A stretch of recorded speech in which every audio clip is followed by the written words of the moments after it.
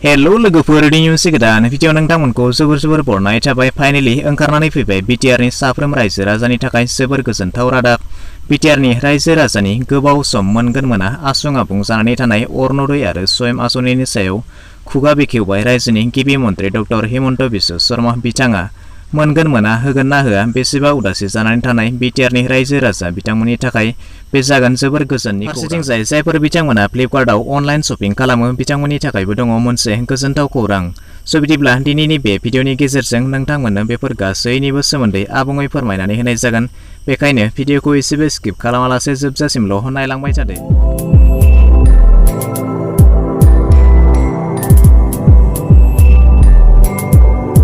गोबाव सम जायखौ गोबां हाबिलासजों बिटिआरनि मोनब्रै जिल्लानि साफ्रोम रायजो राजायानो मोनगोन ना मोना जागोन ना जाया होननानै नेनानै दंमोन। जोबथियाव बेखौनो दा रायजोनि गिबि मन्त्रि डक्टर हिमन्त बिश्व शर्मा बिथांनि दैदेननायाव मोनसे जथुम जानानै थाङो आरो फोरमायथियो। बिसायख'थिनि सिगाङावनो बे जथुमखौ लानांगौमोनब्लाबो बिसायख'थि थानायलाय फावसायनांगौ जादोंमोन। बे बाराव गमामा स्वयं आरो अरुणोदयनि रांखौ बिटिआरनि रायजो राजा बिथांमोननो उदां खालामनानै होनाय जायो। आसनिनि सायाव बिथांनि फोरमायथिनाय बादिब्ला बिटिआरनि मोनफ्रोम गोरिब नखरनोनो दानफायाव 830 रां होनाय जागोन। नखर खरसानि थाखाय नखरनि जायखिजाया सासे आइजोनि बेंक एकाउन्टआव बे रांखौ सोनानै होनाय जागोन होननानै फोरमायदों।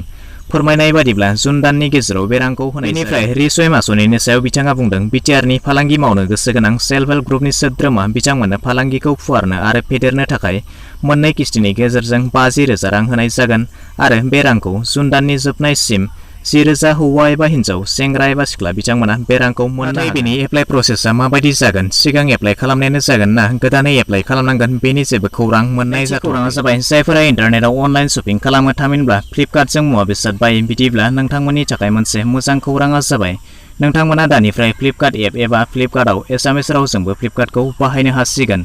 जायफोरा इंराजि राव बाहायनायाव असुबिदा जादोंमोन बिथांमोननि थाखाय बेयो मोनसे जोबोर गोजोनथाव खौरां। बेनि थाखाय नोंथांमोना फ्लिपकार्ट एपआव थांनानै नैबे आगसिथिंजाय मोनथाम दराव क्लिक खालामनानै होयोब्ला बेवहाय अपसन ओंखारनानै फैगोन। बेनिफ्राय नोंथांमोना चुज लेंगुवेज बेवहाय क्लिक खालामनानै होयोब्ला बेवहाय लेंगुवेज ओंखारनानै फैगोन। भारतनि मोननैसो रावखौ नोंथांमोना बेवहाय नुनो मोन्दों। बेनिनो गिबियाव नोंथांमोना नुनो मोन्दों एसामिस, बेवहाय सेलेक्ट खालामनानै होयोब्ला बेनिफ्राय बेवहाय एप्लाइ सेलेक्ट खालामदो आरो बेबायदियैनो एसामिस रावजों नोंथांमोना मुवानि नाम गासैखौबो बेबायदिनो खालामो। बिदिब्ला दिनैनि भिडिअ बेखिनियानोसै। आसा खालामो नोंथाङा भिडिअखौ नायनानै गासैखौबो बुजिबाय जानांगौ। जुदि माबाफोर डाउट थालांबायब्ला नोंथाङा कमेन्ट सेक्सनाव थांनानै फोरमायहरनो हागोन। भिडिअखौ नायनानै मोजां मोनबायब्ला मोनसे लाइक खालामदो, गाज्रि मोनबायब्ला डिसलाइक खालामदो आरो जुदि चेनेलाव गोदान नायगासिनो दंब्ला अन्नानै चेनेलखौ साबस्क्राइब खालामनानै लानोबो दाबावगारदो।